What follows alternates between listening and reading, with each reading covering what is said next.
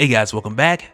So for this one, we are getting back into Jason Aaron's Avengers Forever, because a lot of you guys have been asking me to bring back this playlist, and I'm like, yeah, we do need to bring it back, because it kind of got put on pause with us finishing up our talks on Hulk and Joe Fixit, but those are done now, so Avengers Forever is back. But before we get started, if you're new to the channel, be sure to subscribe to catch the spills every week, and don't forget to hit that bell up top so we can squat up in the comments for the first hour.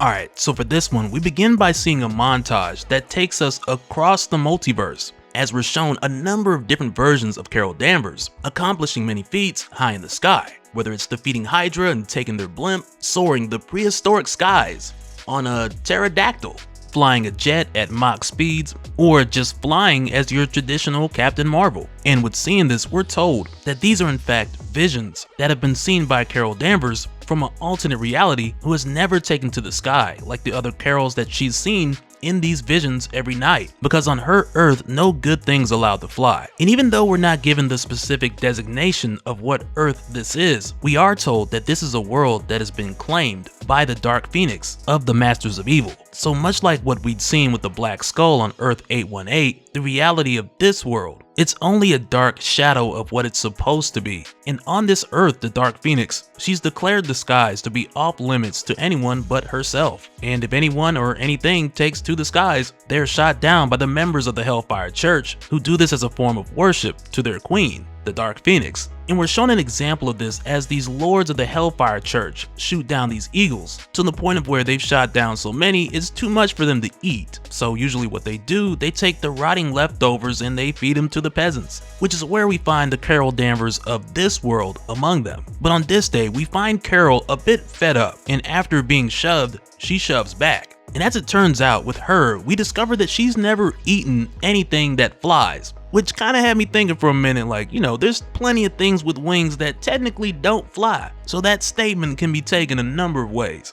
But for Carol, of course, with her attacking one of the lords of the Hellfire Church, she's brutally reprimanded and moments after thrown back into her pit. And when this happens, we're told that the other slaves also hate Carol, because there's been rumors spread that she's some kind of witch, so many have chosen to believe it and hate her for that reason. But as she's thrown back in the pit, it's here where we're told the reason why she has a ball and chain. And as it turns out, this story took place many years back, when Carol tried to make a realization out of her visions and take to the skies. And for Carol, this was something that worked for a moment, only for her soon after to get shot down and have a ball and chain fastened around her neck. And from that time, every night, Carol would try to fly again by jumping while holding that ball and chain, hoping that one day, just one day, she would eventually be as strong as the Carols that she sees in her visions. And she even admits for herself, some nights the frustration gets the best of her, and she thinks to herself maybe she's wrong, maybe these visions are only dreams after all. And sometimes she thinks nothing is meant to fly, or to fly is to fall.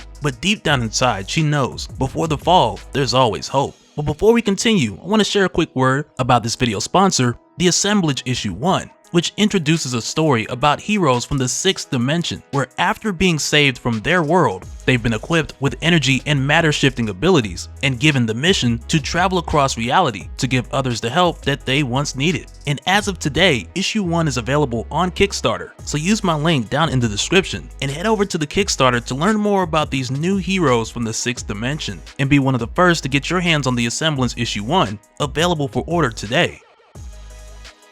So the next day, when Carol Danvers was out picking up everything that the lords of the Hellfire Church had shot down, she ended up finding a nest with a few young birds in it that now have no mother. So she ended up taking them in and feeding them gruel, which is all she had, while doing her best to keep them quiet, because if anyone was to hear them, then they would be dead before they even had the chance to fly. And for Carol, with her feeding these birds, they grew. And during the time that they were feeding and growing, she kept on trying over and over again to jump out of that hole.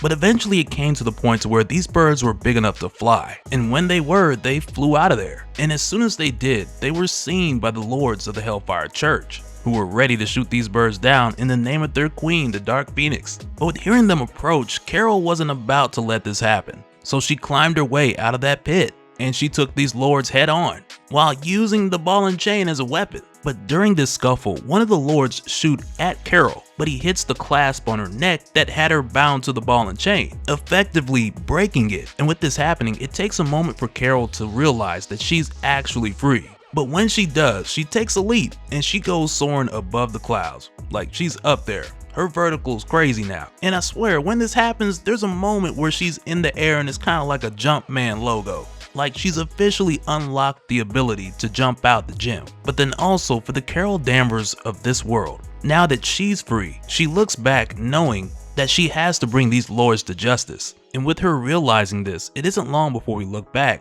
and see that she set the Hellfire Castle ablaze. And it's crazy to the point where these guys don't even know what's attacking them. And it's almost like a horror movie the way that Carol's jumping up into the clouds, or really more so the smoke from all the fire, and using it as cover as she jumps in and jumps out, snatching up these different lords and giving them lessons on flying, which is a bit of poetic justice with the way that she's taking these guys out. But after she's done, Carol doesn't stay here for long before she leaves, leaping away in an attempt to test her boundaries and see how high she can really go, by testing out the higher, further, faster mantra that she's been telling herself this whole time. But with her leaping and soaring through the clouds, eventually she then runs into this huge hunk of metal, only to discover moments later that she's ran into the Omni Carrier with an entire crew of other Carol Danvers from other realities that have just recently made their way to this world looking for her. So from here, they get her settled as a part of the crew, but for this Carol, it's almost like her dream has come true, or better yet, her vision has become a reality, with her actually meeting those other strong versions of herself and becoming a member of the Carol Corps. But I'm gonna say it right now, this Carol Danvers needs a Jumpman logo on her costume,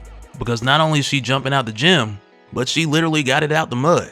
And from here going forward, they all head out, including Robbie Reyes, the All-Rider, making their way to the next Earth in preparation for the war that's soon to come, which at this point brings us 2 issues away from the all-out multiversal war, which will tie all of this together with the main Avengers series and unite the heroes from across the multiverse. But before we get there, we gotta do some Stark repair and face off with the Masters of Evil one more time.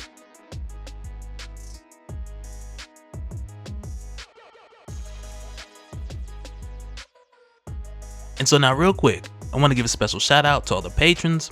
Thank you guys for all of your support. And for anyone who's new here who wants more information on how to support the channel, I got a link below where you can go to patreon.com/dopespill.